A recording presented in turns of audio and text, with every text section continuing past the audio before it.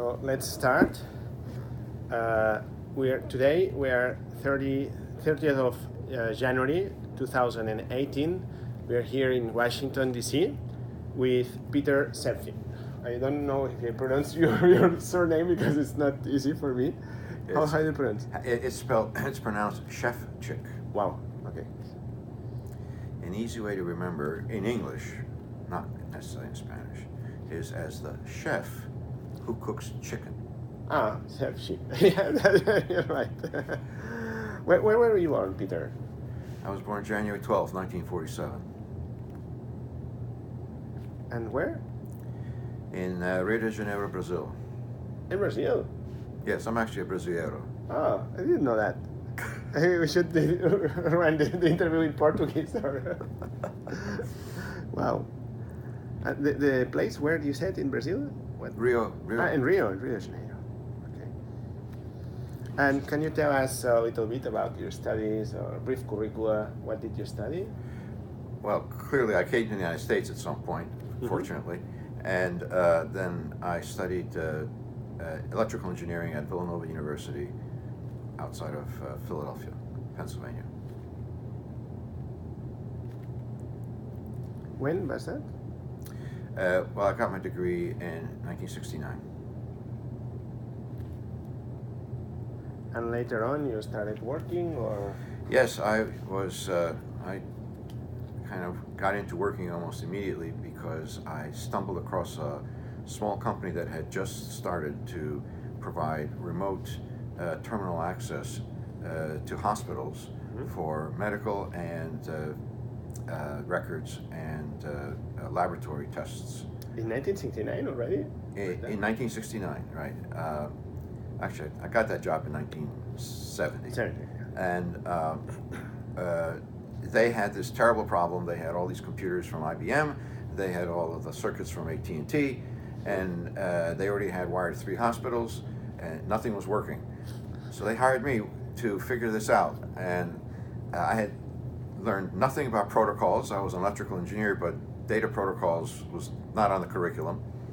And I learned by the seat of the pants. I figured out protocols, I made modifications to protocols, I programmed the remote stations, which are actually computers, programmable computers, and then took it from there, did a lot of other things. What was the name of the company? Do you remember? The name of the company was called Shared Medical Systems, SMS. It was a very successful company. When I left the company, I was already running a network to 100 hospitals. Wow. And it eventually was bought by Siemens. It is now part of the Siemens medical empire, medical products and services. So this is a service, this is not a product. Then after that I went to work for a company that consulted to the military, and I did a lot of military consulting. What year? In 1972. And I did a lot of consulting, and I worked for 2 companies in I came to Washington, worked in the Washington area, did a lot of consulting to companies. For the military, I worked on many network projects for the Navy, mostly the Navy, Air Force and Army, some very interesting mobile projects for the Marine Corps. I have worked on, and through that kind of work, and then later for enterprises, I've helped companies design and or build or make strategic plans or develop architectures for well over 100 networks now. Wow. Different kind of networks, no? Yeah, basically a lot of point problems to fix at more than 100 networks. So you learn things that way. I can tell. Yeah. You were there since 1972 until when? In Washington? Yes, in that company. Well, so I worked at 3 companies in the Washington area, and then in 1978, I went to work at BBN, Bolt Braddock Newman, and I worked on the project that was Vint Cerf's contract from DARPA to BBN to analyze and performance problems on the ARPANET. We will later on expand on that. Okay, now it's just one line of your bio. And you were for a few years there. Yeah, I was for a few years at BBN, but the story about my involvement with developing the internet happened then. It happened in that 78 to about 84 time period. And you were there. I was there. I was at BBN. Yes. Perfect. Do you remember when you had your first contact with a computer? Yes. Well, it depends on how you define a computer. So in 1970, these were microprocessors that you can program, which were the intelligent terminals in the hospitals. So I was programming those at that time. A more general purpose computer was in 1972, 73. They came out with this basically it sort of had an advanced calculator. I forget the name of the company, but it was a box about, like an oversized typewriter with a tiny little screen and a keyboard, and you could use it as a programmable controller. And I programmed scripts in that to analyze data that was coming from probes I had stuck into IBM mainframe front-end processors. So I could tell what was going on with the protocols. Oh, great. So at that point, I was already gathering real-time data out of a network, out of a front-end processor. And, diagnosing again, how come these sessions were, the big problem was sessions were timing out and stopping.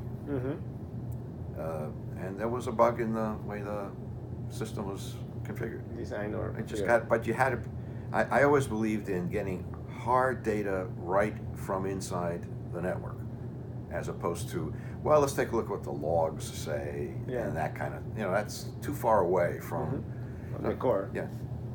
On this interface, the interface hung up. Let's just go put a probe right on the interface and figure it out from that point backwards.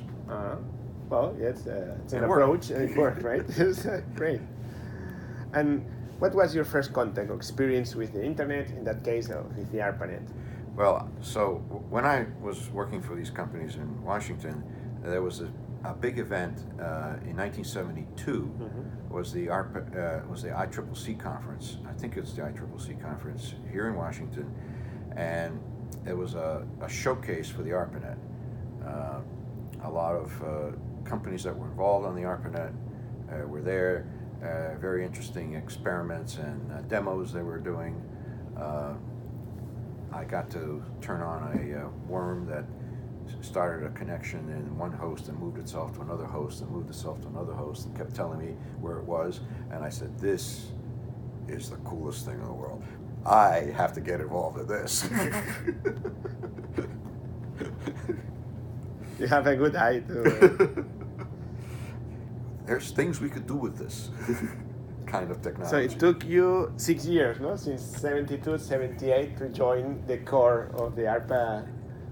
Well, and actually there's a big story between those two dates of kind of what happened with sort of the development of the ARPANET and the internet.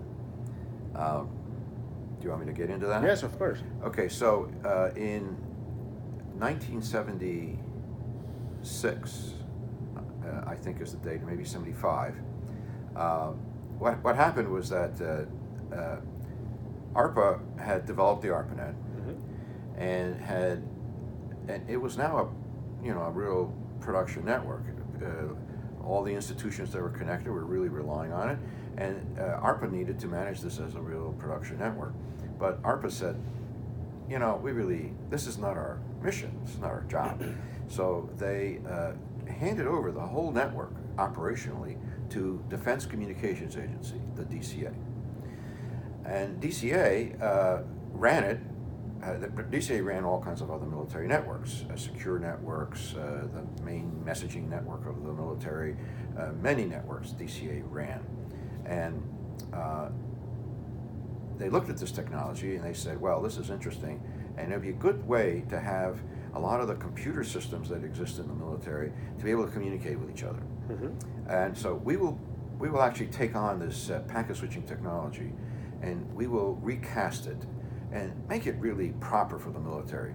Make it rugged, make it secure, and of course it'll be its own separate network. We can't have any universities connected to this. That would be that'd be a problem. Yeah.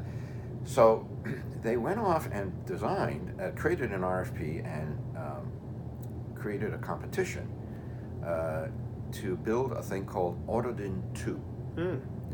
Autodin was the existing major network that DCA ran, and sort of without any... It's Autodin with a Y or an I? You have it exactly right. Okay. Without any sort of creative thinking, they just said, well, this will be the next generation big network that we run, so we'll just call it Autodin 2. Even though that was message switching, this is packet switching. Autodin has nothing to do with it. It's nothing to do. Okay. No common technology. And so we will make Autodin 2 be this new modern packet switch network, essentially based on the ARPANET approach. Okay, and they wrote a big spec, and they had. You brought personally the spec for this.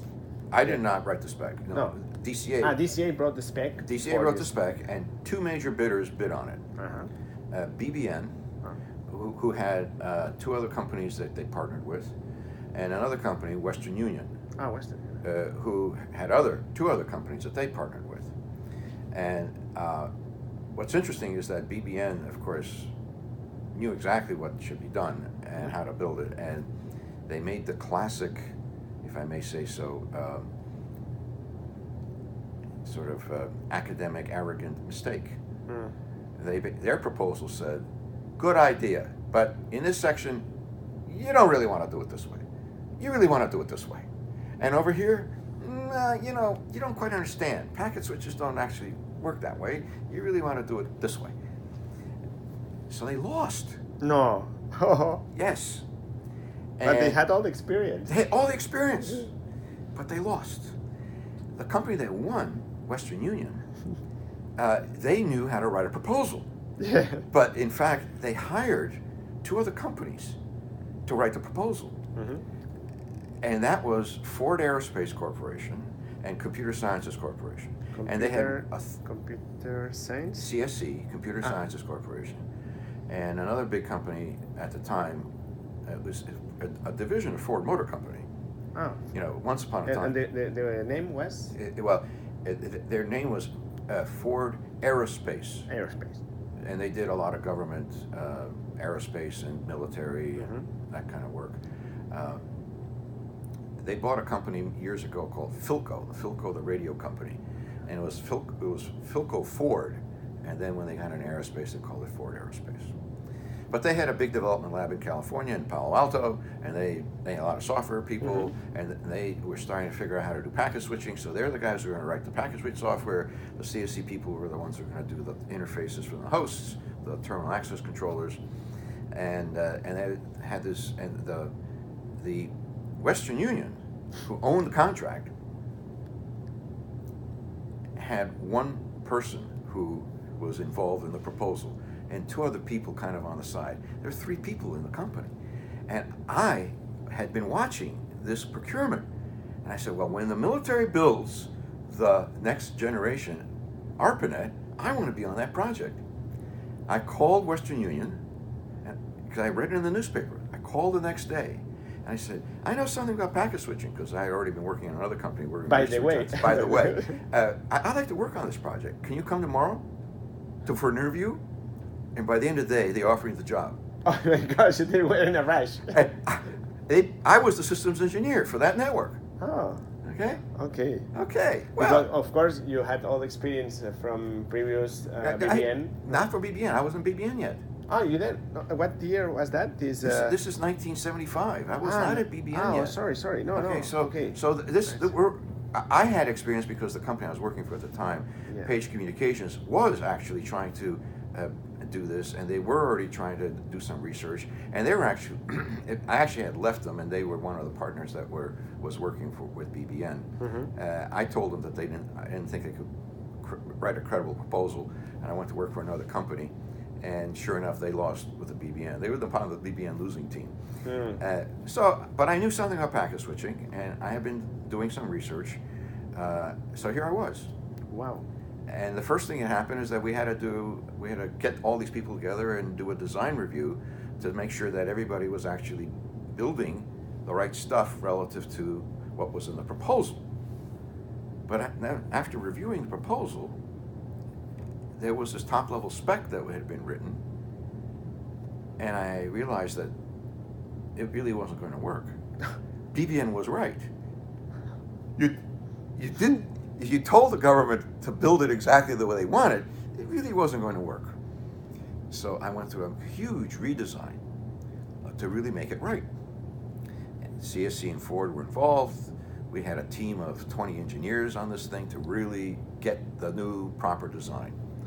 They were building it. Then we got it approved. We got DCA to accept the fact that there was needed a redesign, and we went ahead and had the green light to go build the revised ordered into design. Okay.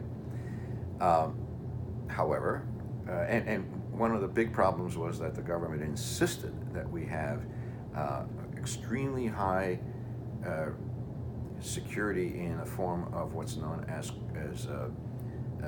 kernel security inside the OS of the switches that had to run, and that it had partitioned it, and it followed what's called a Bell-LaPadula model of partitioning parts of the processor. Very complicated. Never been put to use in real-time systems. The Ford people were working that part. Okay. We were working on it, and then we came to a point where there was a interim design review, and in the design review, I realized that these subcontractors were actually not building the new design. Yeah, they agreed to it, but on principle, but they weren't really building it because they wanted to say, well, it's a change of scope. So, Western Union, we need many more millions of dollars. And I said, no, you agreed to the change. Well, but we're really going to deliver the bad thing. And then when it falls apart, we'll just go to the government and say, now, give us more money to make it right. I was incensed. And in fact, in a meeting where I was trying to actually get rid of one of the contractors, and I thought I had completely created a proper case to show that legally they had actually accepted the new design and they had to build it to the new design. In the meeting, I almost had the leader of this company project, saying, all right, we'll do it. And as a knock on the door opened, a hand came out, pointed to the guy who was leading that delegation. He walked out of the room. He walked back in, and he said, your president and our president played golf and had lunch today, and nothing will change. It was the agreement among the presidents. Oh. Seriously? So I quit. I quit in protest. I wrote a fast letter to somebody I knew at BBN by now, and I got the job at BBN. At BBN, oh great. But wow, the story's not over. It's hard. So this ordered in two thing keeps going. In the meantime, now I learn at BBN that... So that was 1978. 1978. So you were 3 years here. Yeah, I'm 3 years or so. I'm working on this project that I give up on. Go to BBN, and in fact, I was in the systems analysis department, which did consulting to parts of the military. So I was back in consulting about networks to the military, and had this contract with ARPA to do analysis of performance issues in the ARPANET and deploy a new routing algorithm to fix some of those, the OSPF routing algorithm to fix some of those problems. Open short path first. Open shortest path first. Sure. And that was all happening. and I forgot all about the Arden 2 project. But in the meantime, I realized that what happened was that the DCA literally had stopped putting any money into the ARPANET. No new circuits were bought. Lots of more traffic was growing. A lot of institutions were connecting. New universities were coming up. Research labs were connecting. And I saw that one of the big performance problems we had was the fact that we were running out of resources. Well, when I went to DCA about it, they said, "Oh, don't worry about it. You know, this new Arden 2 thing is coming, and we're going to completely abandon this ARPANET. We're just going to go to Arden 2." But you knew more. I said, "Well, I don't know about that. I don't think so." So interestingly enough, the way the military worked, at least in those days, is that DCA is a defense agency, and it must serve all of the military branches. And they give like projects to one of the military branches. So they decided that when it came to acceptance testing of this network, Arden 2, that the Air Force would handle that. Well, turns out that the Air Force, who was going to do this at Scott Air Force Base, found out who I was and that I was a BBN. So they contacted me and they said, "We'd like to give you a little consulting contract to come to Scott Air Force Base and be our eyes to see how this Arden 2 thing works." Wow. I did. But from within the BBN? Or no? I'm BBN. Yeah, at BBN. BBN. We have open contracts with a lot of agencies, so it was easy to Air Force to give us a contract because this part of BBN was all military work. Okay, it was easy for this to happen, and I go to Scott Air Force Base. Well, I review the test plans. I say, "Well, so is there a test plan?" Yes, they sent me the test plan. I reviewed it, and I created this matrix of all the functions that had to be covered. Because I knew the design, and I said, okay, you know, and I had pretty simple functions, like a packet must come in one end and come out the other. You know, pretty simple, right? And these parts of a node would touch that. Let's see how that works. And I had created this matrix, and I went through the test plan, and I crossed off all the places that they weren't going to test. Not on the test. So that was my first suggestion to the Air Force, saying, you know, this is a very weak test plan. Go to Scott Air Force Base, and they go through the tests, and we watch some stuff, and some things get printed out, and some verifications of something happens. By the way, you should trust I didn't even say by the way. So then I start filling in, of the stuff that was tested, how much of it actually passed? And that was a small number. It came down to a tiny percentage of the system was actually working. And I told that to the Air Force. That was my report to them. About a month later, a message came that said, Peter's not allowed to ever go to Scott Air Force Base for any more of these tests. They always ban you everywhere because saying the truth is not. I talked to some colleagues I had, and they said, you know, what we're doing is we're just going to get this thing passed, so then we can get more money from the Air Force, from the military, to actually fix the system. We're back to actually get more money to fix the system. So that's the background, and now we're at about 1980. I forget exactly where we are time-wise. About 1981 or so is where we are, 80 to 81, and in the meantime, my work with the military was that I was finding that networks were just in a terrible state of affairs. Every vendor that sold anything to the military, IBM would sell them IBM mainframe with an IBM SNA network. And that was this piece of the Army. And over here in another part of the Army, DEC would sell them mini computers with DECnet. And Burroughs was here, Unisys was here. Every one of them had their own proprietary networking architectures. And they were all terminal to host. Everything was a big computer. Mini computers were PCs were just coming, but nobody was using them in these kind of, operational systems yet, okay? And I worked on a project in Europe called MILNET, M-I-N-E-T. That stands for Movements Information Network.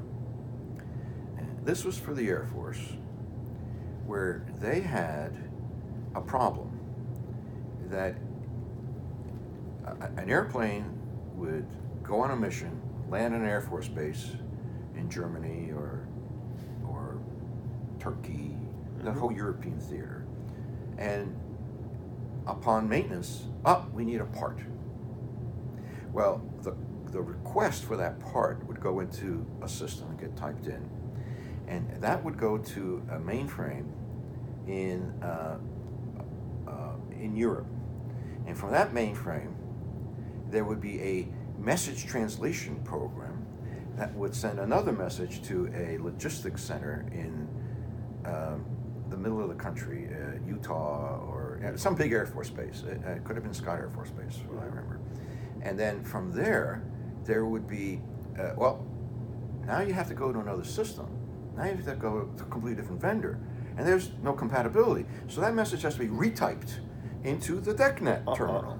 That goes to the place where the warehouses are, okay? That then sends a message to the place that is going to package and ship.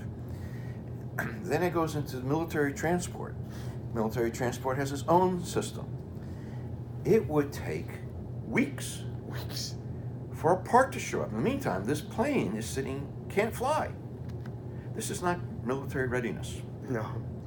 So, BBN, you clever guys, what can you do here for us? Well, here's what we're going to do. We're going to take all of those computers, and several of them that are in Europe, and we're going to put them on a little clone of the ARPANET. And we're going to put common protocols on every one of these computers, and we're going to put packet switches, 2 in Europe and 1 in the United States, at least to start. Eventually, this became about a 10-node network, international, Europe and US, and they were all on one network. The part would be shipped in a day as opposed to weeks, okay? They loved this. Yeah. Now, it was a big deal to build this. It was a lot of resistance, but I realized that this is what the military needs. Common protocols, a common network, a single interface, not this specialized interface for DEC and specialized for IBM, right? And the glue that could make this work would be TCP/IP, and that was what we have to have here. By the way, I realize now that the military not only did not need and should not even rely on Audited 2, but really needed, take the ARPANET model and do it again. Yeah. And furthermore, in the middle of this, there was an incident that we were involved in consulting on that were due to improper protocols, a vendor proprietary protocol, a rare but small glitch occurred that almost started World War III. So this became really serious in my mind.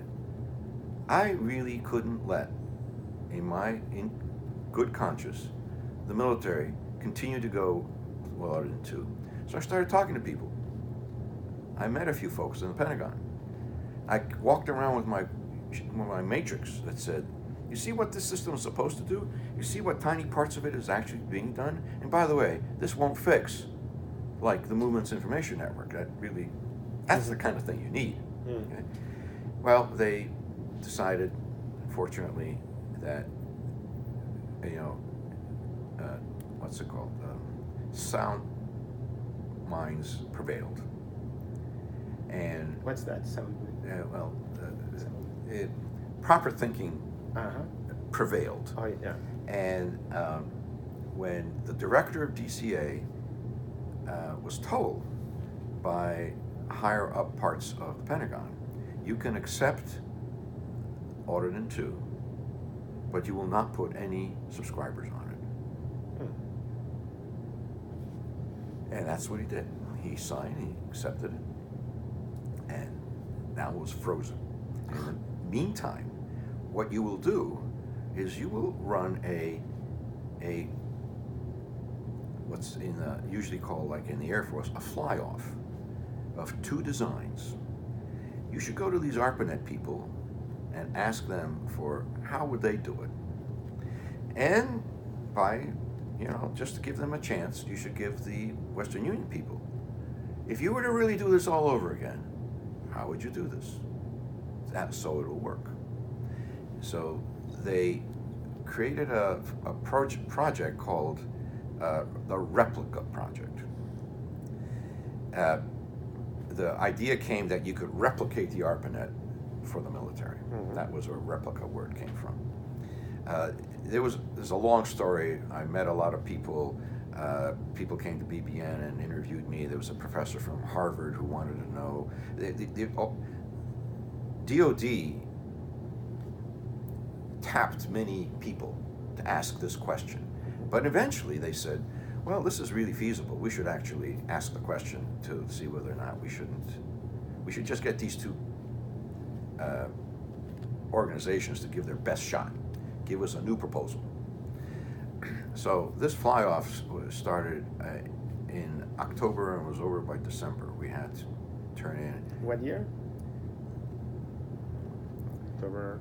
This is 1980. I think it's 80. Mm-hmm. I should really look up what year that started. And so 3 months. And so, but the crucial thing is that between October and December, we did our proposal, and so did the other side. And the replica proposal. The replica proposal. However, we were the replica proposal. Mm-hmm. They were the Audit in 2 proposal. Yes. Audit in 3. Well, yeah. And I hated the word replica. So in all my correspondence to DCA as we were doing this, mm-hmm. I called it the Defense Data Network, the DDN.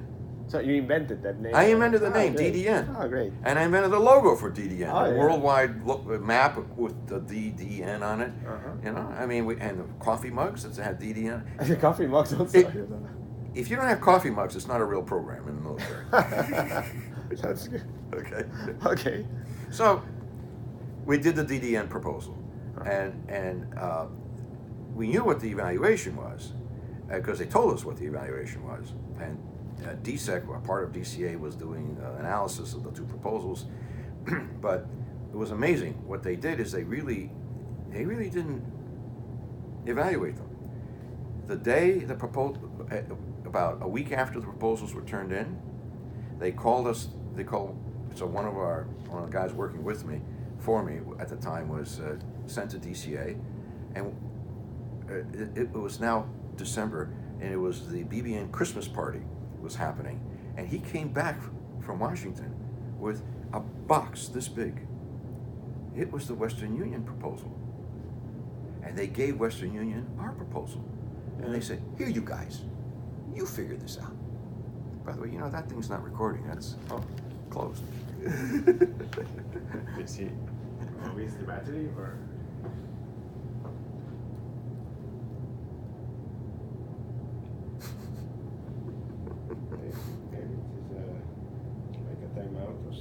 Maybe it's a timeout, yeah.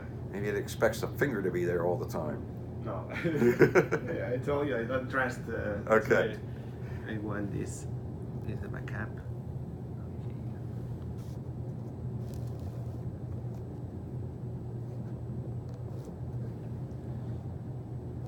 Okay. So it was amazing. We got to review each other's proposals and send comments to the opposite teams through DCA. So it was a thorough review where we found things, they found things that nobody inside the government would have ever known to ask the questions. You know, this is really serious review, okay? And then they had came up with now we're later into next year, and they had they convened a meeting of the Defense Science Board. The Defense Science Board is a board of experts that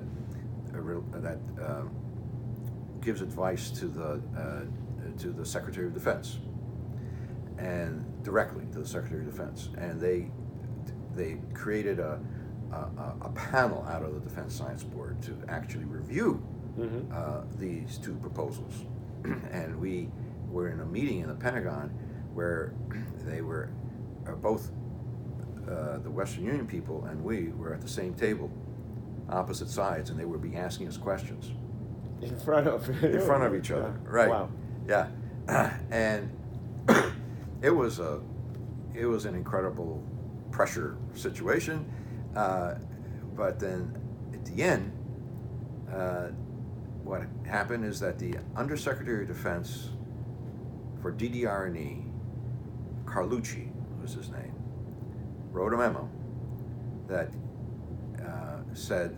Carlucci was the Secretary of Defense? Or? He was the Undersecretary of Defense for DDR&E, Defense Research and Engineering. Okay. He wrote a memo on April 2nd of 1982 now, or 1, I think it's maybe 81, and because it was the next year, and saying that the Audit and 2 program is completely terminated, and DCA is to immediately execute the plan of the DDN.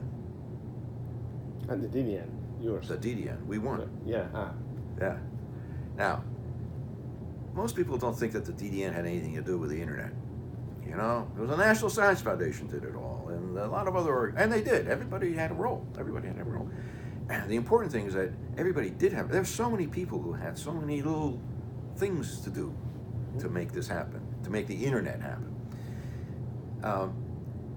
The program manager for that project, who was the guy who was working with us to get the proposal written for DDN, his name is Heidi Hayden. Oh yeah, I interviewed him. You interviewed him? Yes. Right.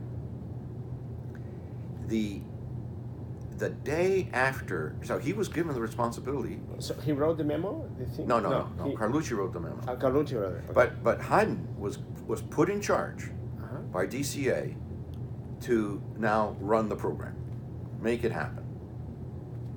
Okay. He and I had spent now months working together, and we really understood each other a lot. And he really he heard from me all the problems that I had discovered on all these systems that and were all the story that proprietary. you had with Western Union, I suppose. Yeah. So he knew the whole picture. Okay, and he realized that we could build this network. And oh, by the way, one of the requirements was that we had to and it was an old requirement for Audit and 2, was that we had to bring to this new common network hundreds of hosts, about 850 hosts. Wow. These host systems I was talking about, one for logistics, one for food, one for, the airplane parts, all those, there's 850 of them. They were in a database, and they all had to be on this network. But I had told him, these are proprietary protocols, and they don't have an interface to plug into a network like this, and they're going to resist this like crazy.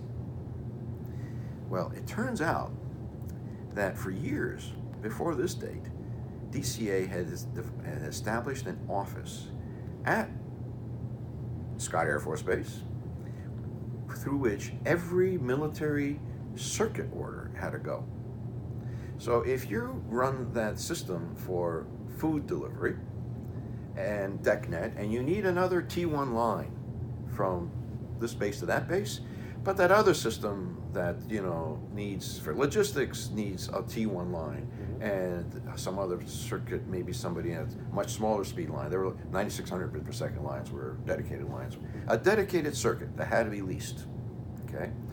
All of the requests had to go to this office. Was centralized. Centralized. And this centralized office, what they did is, because at this time, competition already existed. You could go to MCI for a circuit. You can go to AT&T. You could even go to Sprint at that time. Sprint, I don't think it was called Sprint, it was called something. There were three major carriers, long distance carriers in the United States. And they would bundle up a bunch of these circuit orders and send it to all three of them and say, give me a quote. Whoever has the cheapest price gets those 10 lines. Next week, we're going to do 5 lines. Next week, we're going to do 2 lines. And that's how we get the circuits. Hayden flew to that office the next day, and he sat with the manager of that office, and he said, I am building the next common user network that everybody must connect to. You will not buy another circuit. You will not give another circuit to any one of those 850 proprietary networks out there unless I give them an exemption. An exemption. You know what that did? It sucked the oxygen out of all of those proprietary networks. They couldn't grow. They couldn't change. It got a big message across. And the message was, you gotta get connected to this new network, which, by the way, is happening very quickly because the technology existed. Within a year, we had 118 nodes already all over the world. How many? 100. The plan was to go to 118 nodes, and I don't know if we did it in a year, but in nearly a year, we were shipping and deploying nodes. We had a huge staff, getting this deployed all over the world. Created an office in Europe to deal with the European theater.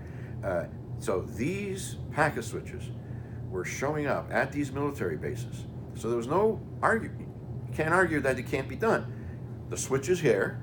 You can't get a circuit, but you can get an interface to this switch and you're connected.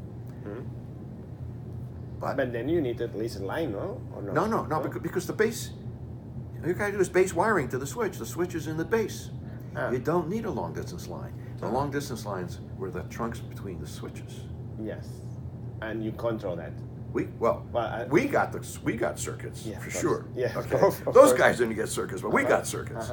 So we had this highly meshed, high performance packet switch network that was in military bases. But was based with the IMPs also? These were IMPs, but they weren't called IMPs then. They were now C30s, built like BBN. And we put on C30 was the model number, and we put an X25 interface on it, which is a standard. So you could go to IBM and say, I want that X25 interface, and I'm going to plug that interface into this switch. So that part was easy. Now last week I interviewed the guy who was in the credits of the X25. So last week in Europe. Who took the credit? Well, it's part of the credit. Is a Spanish guy from Telefonica. Oh, okay. I actually was on the standards bodies for X25. Probably you know him. He's I will tell you the name. I was a U.S. delegate to the X25 standards meetings beforehand. When I was even when I was at Western Union, I was doing it, and then when I was at BBN, I was doing it. So I had been involved in X25. The name is Luis Lavandera. Lavandera is like the flag. Yeah. Luis Lavandera. He was the vice president of the CCITT. Oh, for 12 okay. years. Oh, okay. Yeah. All right. So I'm sure I met him. Yeah. But I don't know. When I show you a picture, say, oh yeah. Yeah. Okay. Yeah. Anyway, the last thing though was everybody had to go buy TCP/IP. Oh my God. Where do you get TCP/IP? Well, a few vendors showed up. There were actually at one point 12 companies that sold TCP/IP software. Wow, 12 already? Well, we're in 1980s, yeah. Okay. Yeah. Quickly, 12 companies showed up. Okay, And what happened was, at the same time that this was happening, the same year that the oxygen was pulled out of those networks, one of the guys who had to convert over to TCP/IP was the head of the computer center at UCLA. Dan. It's not Len Kleinrock, right? Huh? It's not Len Kleinrock. No, At no, UCLA. no, Dan, not Len. No, Dan. Lynch? Lynch. Okay. Dan Lynch. Dan Lynch realized that there was this big push for TCP/IP. He knew that the DDN program was happening. He had people calling him from these military networks saying, "How do I get TCP/IP? You got it for that computer. How did you get it?" "Oh, well, we had graduate students write the software." Okay, well, how do I get real TCP/IP? Like production stuff, Yeah. But I'm going to host a meeting. I'm going to host a meeting of anybody who's interested in TCP/IP, and anybody who actually has anything working and just wants to talk about it. Come to San Jose and let's have a meeting. And that was the first interop. By the second interop, there were booths. By the third interop, there were 10,000 attendees. 10,000. I don't know if it's really 10,000. But I mean, he went from a little hall to the San Jose Convention Center to the San Francisco Convention Center to Las Vegas Convention Center. Wow. Okay, it became huge. That is how TCP happened, because those military 850 major programs were ready to write a check for TCP/IP. There were hardly anybody to buy from. But this interop was all about interoperability amongst all the TCP implementations. That's why when you went to the hall and you brought TCP in your computer, it had to talk to all the other TCPs in the hall. It was the TCP interoperability show. Yeah. That's what it really was. Okay? And that TCP took off like crazy. Even while this was happening, by the way, for example, there was a time when all this was happening that one software programmer at IBM who was working on a military system just wrote TCP/IP and put it on an IBM mainframe. IBM fired that guy. Oh. You don't SNA. What are you doing? Well, IBM doesn't talk about it. It was hard to put TCP/IP on IBM, so it was. So that is what made TCP take off. It was suddenly available in every DEC machine, Unisys machine, IBM machine. The 1 year Sun Microsystems came to the show, to the interop show, and it was like only the second year when the interoperability was happening. And they had TCP/IP running, and they said, "Oh yeah, and it's not a package. It's inside Sun OS. It just comes for free." Oh, what? Sun started selling computers to the military like crazy, and everybody else said, "Maybe we really ought to do this. Maybe we ought to just kind of put it in the OS."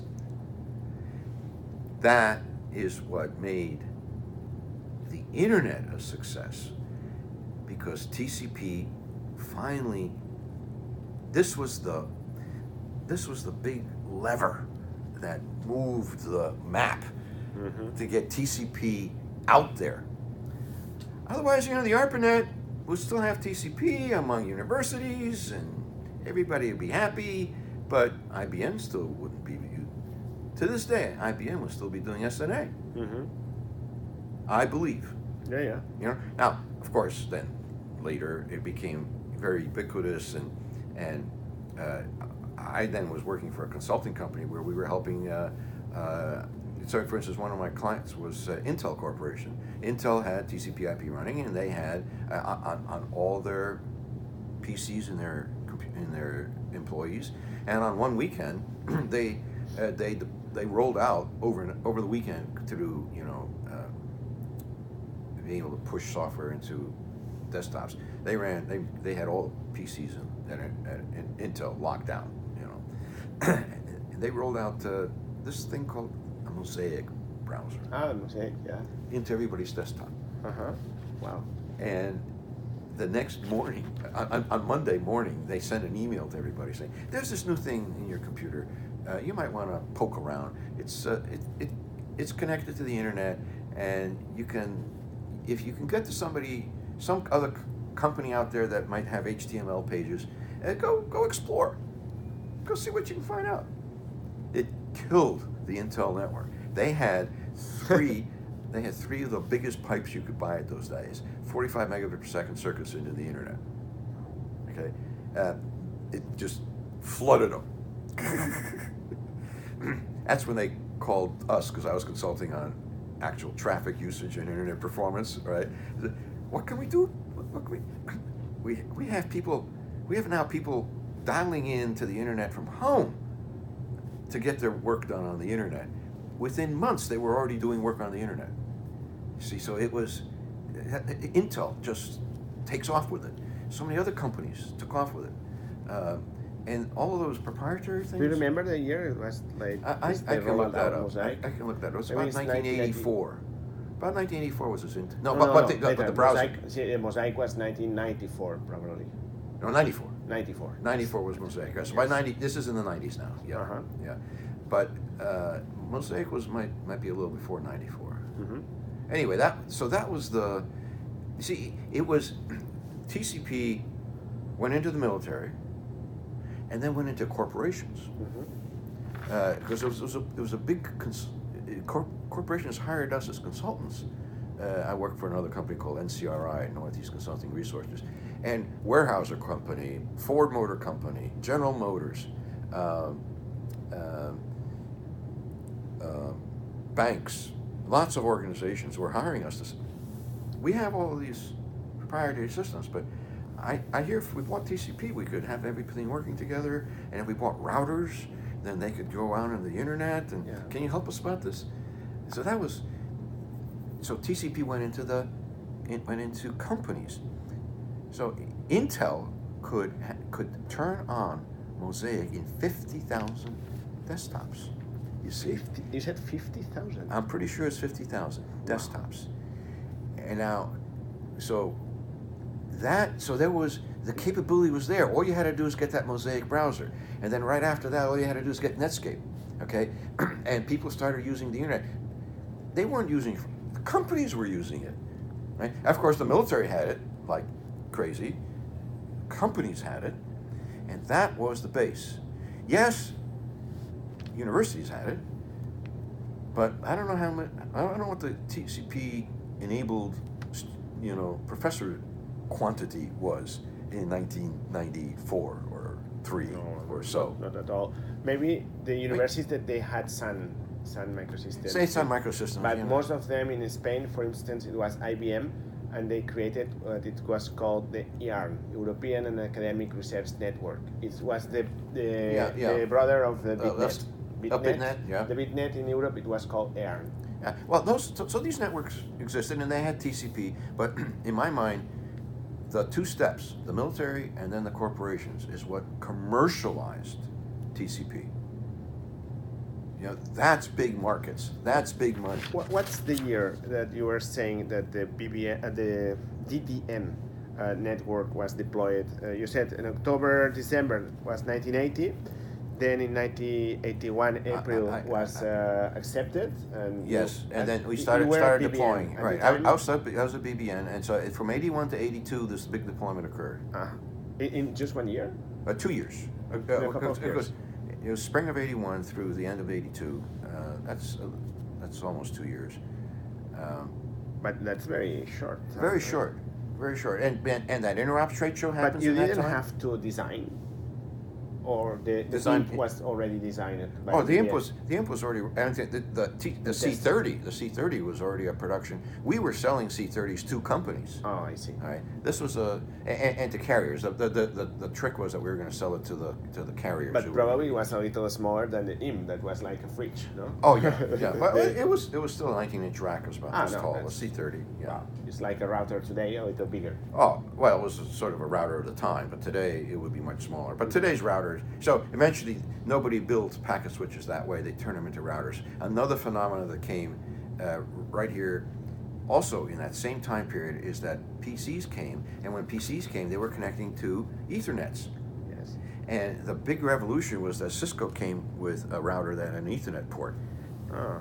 Okay, and other routers had Ethernet ports. And when we consulted these companies, it was not only how do you do TCP, but which of these routers that has an Ethernet port, a token ring port, a DECnet port, so I can bring all my legacy wires together, but have them interconnecting via IP because the router routes IP. Mm-hmm. It was several of these trends all happen at the same time in the in the early 80s, such that it came together. It was serendipitous that it could come together like this. There was a study I worked on with BBN on actually how should they really bring these hosts on. So when you brought a C30 into a military base, that's nice. Now you have a cable that goes to the mainframe. Well, but people are buying PCs, and over here they're buying LANs in that same building. What if we had a LAN interface to that switch? That was not a DDN switch in event. Well, now DDN's actually is routers. Mm-hmm. Those switches are gone. Mm. The old switches are gone. I mean, I think they've gone to at least 2 more generations of DDN routers. That DDN network is still running today, but it's got LAN ports just like your router does, and all the LANs. So there is still, the DDN is still alive. The DDN is still alive as far as I know. I had a meeting at DCA a few years later when the first Iraq war happened, when Saddam invaded Kuwait. It was 1991 in Iraq war. The Iraq war? The first one. Okay, so I was in a meeting, and in that meeting, it was my first time back talking to these people. Since the mid-'80s, I was gone consulting to companies, and I asked, so how did my child is going? How's doing? how's it going? You had this Iraq war. How did it hold up? And they said it held up perfectly. It was supported that war effort 100%, no problems. It did what it's supposed to do. So they deployed C30s or? At that time, it was, I believe, still C30s. I don't know if they'd gone to routers by then or not. But the whole concept was still a good concept. Wow. Yeah. So that's my story. Yeah, that's amazing. And you make it very pulling. Yeah. Pulling the military over to a common user network and getting them hooked on TCP was catalysts to then later let the internet take off. Yeah, but what I don't understand is in only 2 years you deployed 850 nodes? No. Oh no, 113. The first 2 years, 113. It was 850 hosts were supposed to connect to them. Yes. Those hosts never connected to them eventually. They all got replaced. Yeah, but what you did then, it was these 850 were different sites, or? Oh, the 850 were all over the world. Yes, it's bases and bases. They're all in bases. In bases, and then what you did in 2 years is 130 nodes. 113 nodes that were deployed all over each of these bases. So basically, 1 node per base. Generally, some bases got more than 1 because they were really big. All in bases. I should look up whether or not we really, how quickly we did 113. I have an old friend who could tell me. I do remember that I had to buy in 1994 TCP/IP for my PC because PCs were not having, and I bought what called trumpet windsocked. Yes. You know, from a guy from Australia. Yeah. You know, I had to buy that because yeah, they were in that business. Right. Yeah, Those kind of companies were in that business. When yeah. you say 12 companies show up, probably one of these was the. Yeah. It was expensive at the time. For I said, wow, it's a communication software for your PC. So it's the same problem here. So remember the name, the trumpet windsocket.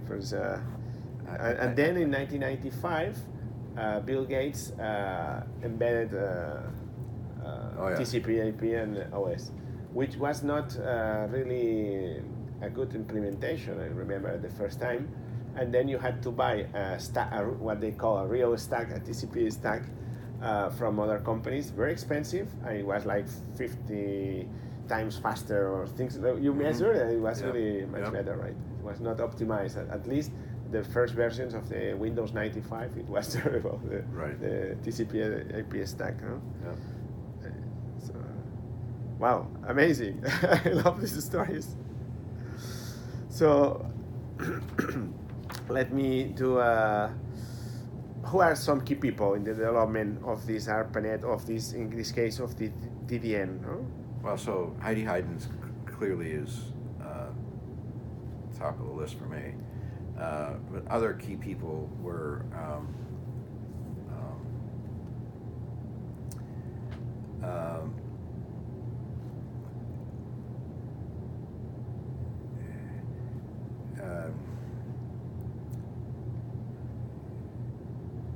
maybe from BBN. I have to dig in my memory cells here. Mike Corrigan. Can you break it down? Mike.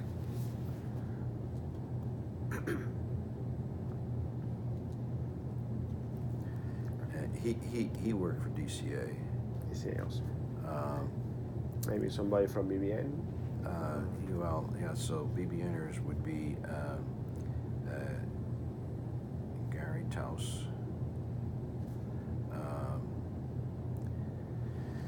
So for one time, for a period of time, at BBN, they were taking care of the ARPANET and then also from DDN, both, or they didn't live together. Yeah, well, what happened was that then one of the big events was that we split the ARPANET into multiple networks. It's called the ARPANET split. Have you heard about that? Mm-hmm. And so we ran the ARPANET and then we did the split. And when we did the split, a bunch of the ARPANET nodes that were on military bases were the beginning of the DDN immediately.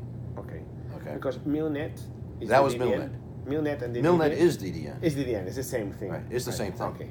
It's the just same a thing. different name, but it's the same. But see, MILNET was the base military network. Then there was SecretNet. That was another network. Oh. Okay. And then there was yet another network that they don't talk about.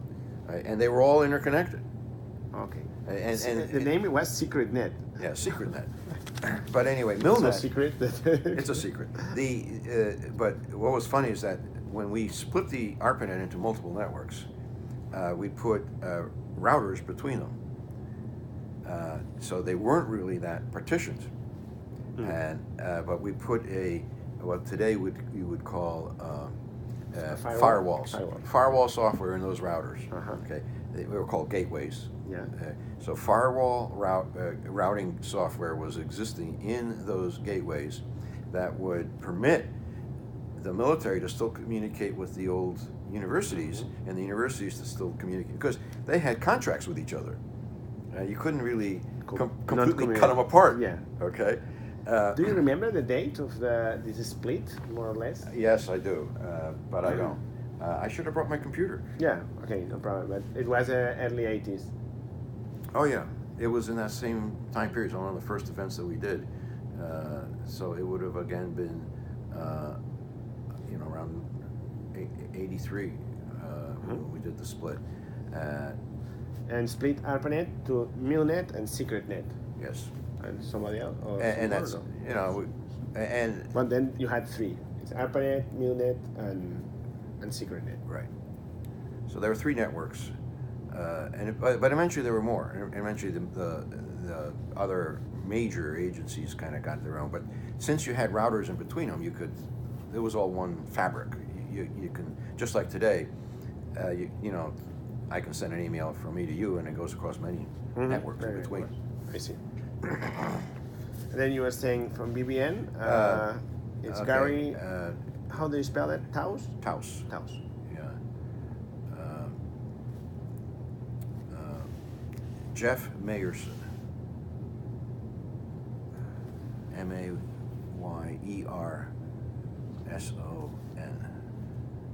BBN. Steve. Jeannie Stratiser was Jeannie, that woman, the woman who made the first the gateways software. Are you thinking of Radio Perlman? No, not Radio Perlman. Jeannie Stratiser. Jeannie. She wrote. She was not involved in this. Not in this project. Okay. Steve.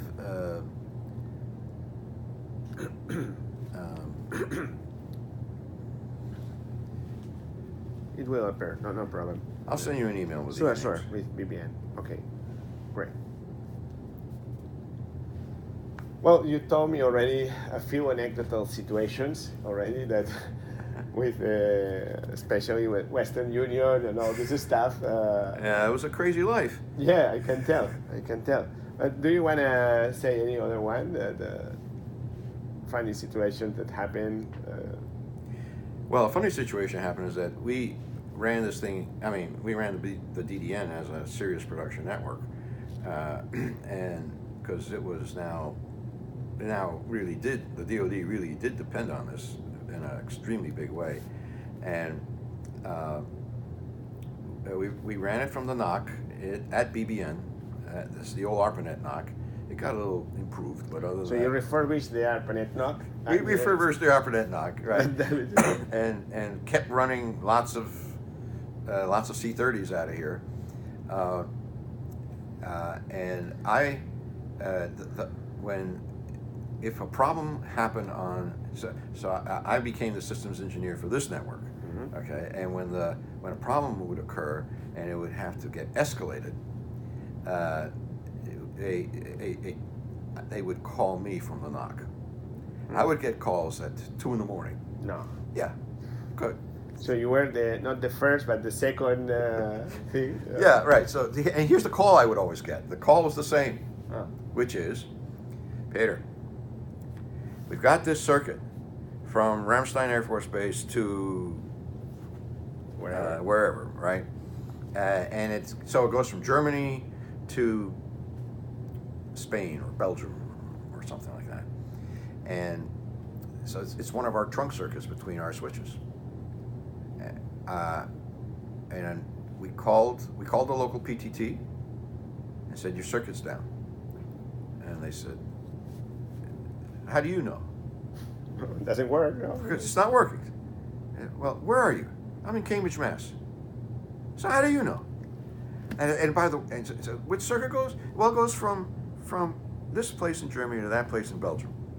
Did you call Belgium? Yes, we did. And we decided, and we've diagnosed the situation, and we know that the circuit failure is on your end, not their end. They couldn't believe it. How could you possibly know any of this? Well, our switches have all kinds of line diagnostic software that we put into it. We can diagnose and we can tell. And we even know when it started falling apart and then it died. Okay, we have statistics here, so we need you to go out there and fix it. And they said, well, no, you, BBN, need to go out there and really check this and really say, I'm standing next to the circuit and I can tell it's not working. Why? And we said, no, believe me. Trust us. It's not working. You got to go out and fix the circuit. All right, we'll go out. But if the circuit is working, you're going to pay us. And here's the fee, big fee. So the guys at the NOC did not want to take responsibility for the money. So they'd call me, and I'd say, did you go through the usual procedures? Yes. Tell them go. We will pay the fee. We'll pay the fee. We never paid the fee. It was always broken. Okay. Which was super big, I suppose, no? Oh, it was a very high fee. You know, it was like I forget what the number was, but and of course, if you let this happen many times, then that would have Thousands of dollars. thousands of dollars. Oh yes, oh yes. I mean, that would have been a problem to the budget. So that was the calls didn't last long, but they woke me up, you know, because we would insist, you know, even if it was the middle of the night there, for instance, we would insist you have to come out here and fix this. So that was. But the telco never. They didn't know how you could know if you were in Massachusetts, how you were knowing in Germany at night. Yeah, how can you possibly know what you're talking about? And you were telling them even what line and what. Yeah, which line and which direction. We said, you know, we have signal going that way. We don't have signal coming this way, or whatever it was. Yeah, we would be able to tell them. It was full duplex. It was full duplex. Oh yeah. And we had some pretty clever test procedures that we could operate on the circuits. Mm-hmm. So, in a very brief 2 or 3 lines, how did you contribute to the development of the internet? And I would say, what are you most proud of? Well, I'm most proud of this the DDN and being able to get TCP actually adopted. I mean, that was like, I think that was the real benefit of the DDN was that it was a serious financial catalyst to make big organizations buy TCP, and that turned TCP from a interesting academic discussion to a very important commercial discussion. It's like industrializing the process. Yes, industrializing it. That would be a way to think of a good term for it. Mm-hmm. Yeah.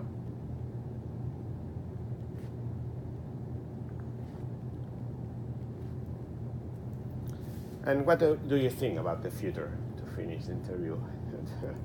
What do I think of it today? Yeah, about the future. The future? Yeah. Or do you see any technological trends? Well, the future, I think, has some, just like any technology that can be used in a wonderful way can also be used in a not so wonderful way. And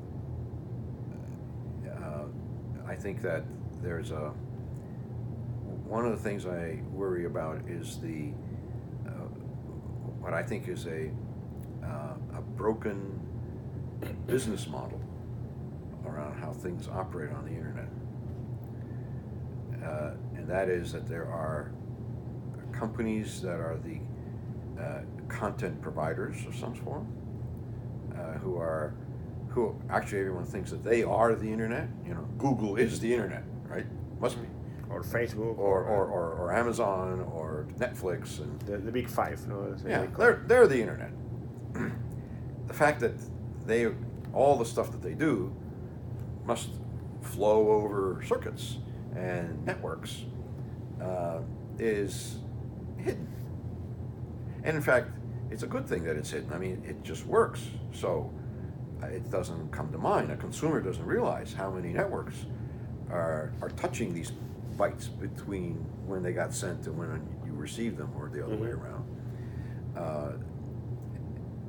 The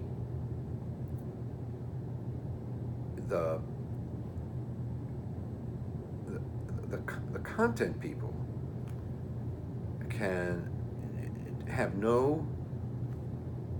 bear no cost to moving their stuff. They believe that they talk to you about, you know how hard it is to do all these searches? And do you know how many computers we have crunching on these searches? And in order to save power, we're putting data centers right next to power stations, or or the hydroelectric plant on the Columbia River. Okay, Google took over a piece of land that was built where aluminum smelting companies were put when the Colorado Dam was built many years ago on the Colorado River. The Bonneville Dam, one of the largest dams in the United States.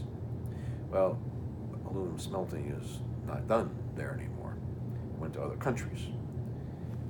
Google bought the land where the polluted land, unfortunately, where those smelting plants were, and they built data centers so they would be able to actually. It's because they had a lot so of much power that they needed, mm-hmm. and they got it cheap because they have no network between themselves and the dam. They have big pipes that come right to them. From the dam directly to them. Yeah. Right, and they have a big deal to have it, a deal that they cut to pay a little bit on electricity. But other places are building data centers in northern, Norway to. They open the make window, it cool. and then you don't need air conditioning. You don't need air conditioning. They're very conscious about electrical use. But as soon as they put those bytes into the wire, and now it has to go across a transit network, a tier 1 long haul network, a local metropolitan network, the last mile to your house. All of those hops, they're using power. But they're free, aren't they? And by the way, the consumer pays for something, and they should be able to do anything they want once they have that. So there's no responsibility for the volume of traffic. Anyone should be allowed to put as much on these backbone networks as possible. And if the backbone networks have to be upgraded, or if the local networks have to be upgraded, and billions of dollars of capital has to be spent, and those companies have to pay an electric bill. I actually know somebody who's been tracking these little, they're like shacks, small buildings where a lot of telecom equipment comes together, mm-hmm. and from there you go to neighborhoods. Yeah. Okay, and they work on building them like a portable unit that can almost quickly be deployed and installed, and it has the power already built in, and all you got to do is install the racks of routers, and here we are. We have another node for another part of the metropolitan area. Okay, like a big container with all the stuff. With all the stuff in it. The power that they have to supply to that container is climbing at the same rate that usage on the network is climbing. Gee, bytes you send consume electricity in a pretty proportional way. How long can we continue without having sort of a sense of usage of the infrastructure matters? We count everything else. How much water did you use? More water bill. How much electricity did you use? More electric bill. Usage-based. Now, to be fair, I actually consult in this. I run a company that doesn't measure, but measures the accuracy of the usage metering systems that do exist in the internet. Mm-hmm. And I'm surprised at how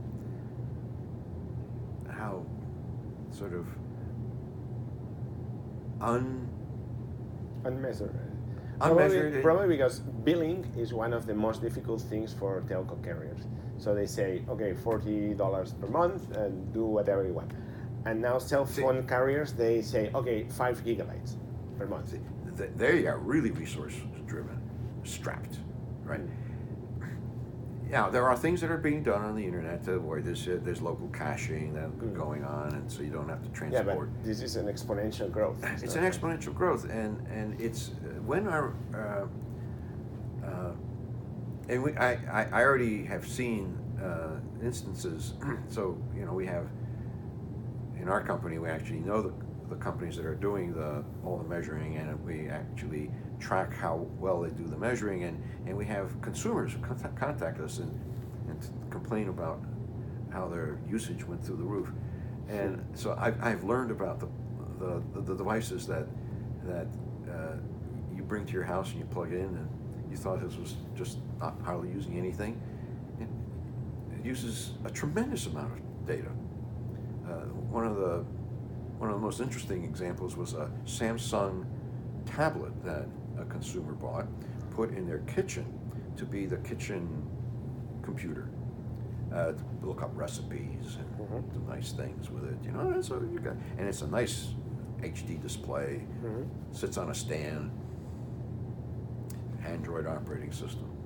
They turned on the fancy screensaver.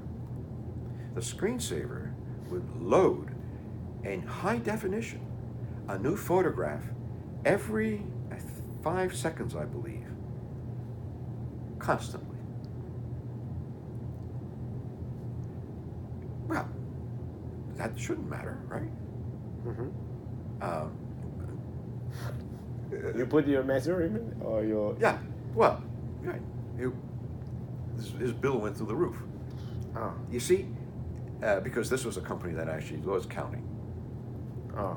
Okay, and they sent him a bill, and they couldn't imagine where that bill was coming. Well, he couldn't imagine, you know. So then I came in and I said, investigator. Let's talk about this.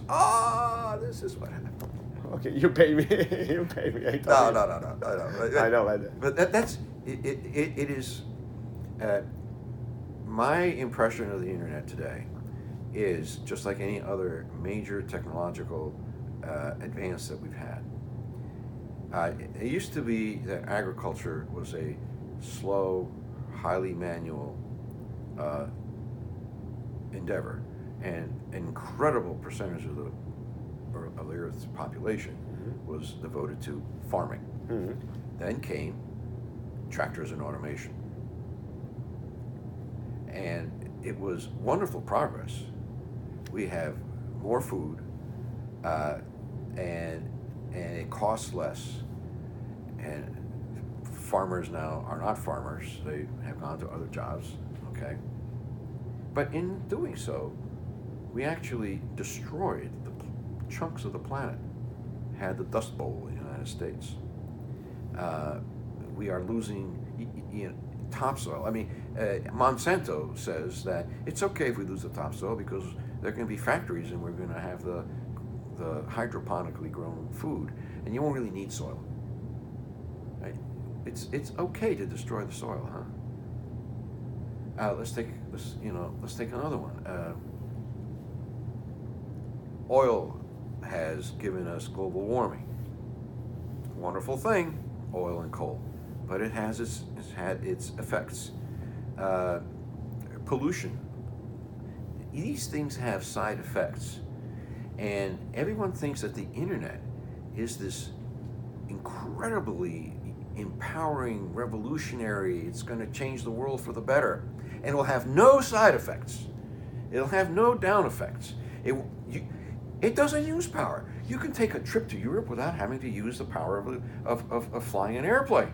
Zero CO2 emission if you just sit in front of your laptop and watch the parade in Paris. You don't have to go there. You see how much better that was? Well, true, but there are other things. There are other, the power consumption. You know, all these internet devices of things, you know, they all have a power brick. But the consumer pays that power. Not my problem. You're externalizing that consumption of that money. Yeah, I can go into a business, I can start a business that will do wonderful things, make a lot of money, but it is consuming huge resources on the internet, not my bill.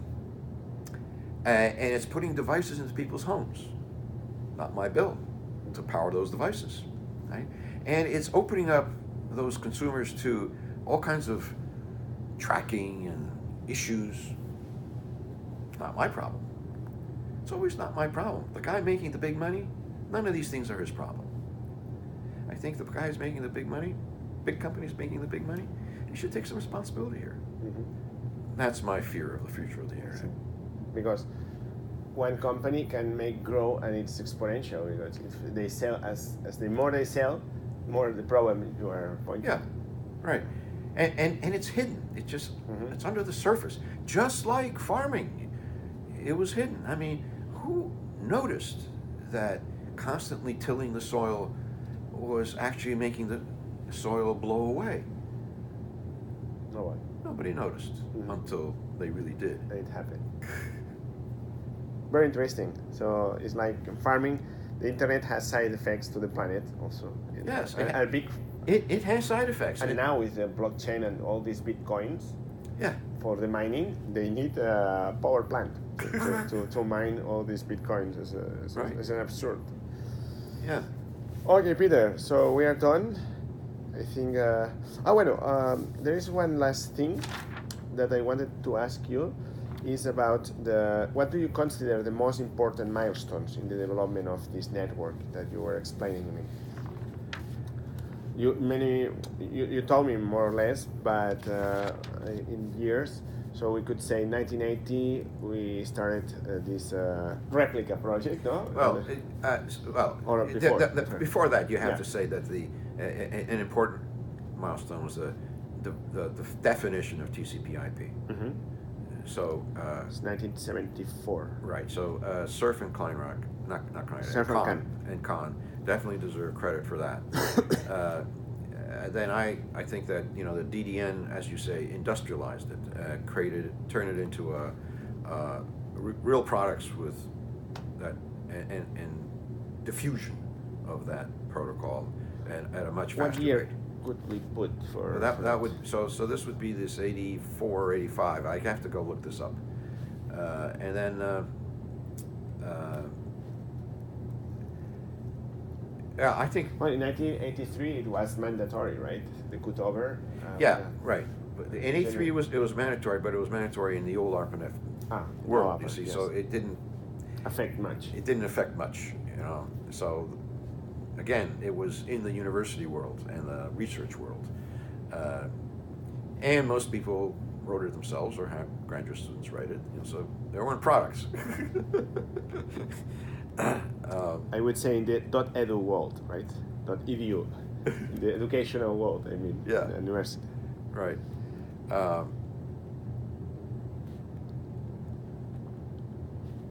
I think after that, the next major milestone was not really Mosaic, but Netscape. That got people. Netscape was in 1994, at the beginning 1995. 95, I'd say it would be Netscape. Then all of a sudden now you see, what's interesting is, as I say, every one of these great developments stands on the shoulders of somebody else.